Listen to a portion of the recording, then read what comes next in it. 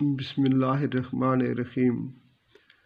میرے پیارو، اللہ سبحانہ و تعالی نے سورہ یوسف کو بہترین قصہ قرار دیا ہے، اور اس سورہ مبارکہ میں ایک باپ اور بیٹے کی لازوال محبت ہمارے سامنے بیان کی گئی ہے۔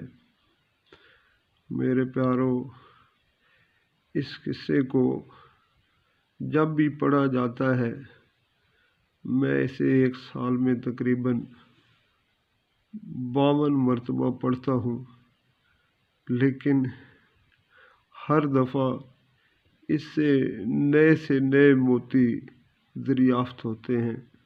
اللہ سبحانہ و تعالی ہمیں قرآن سے محبت عطا فرمائے اور اسے بار بار پڑھنے کی توفیق عطا فرمائے، آمین۔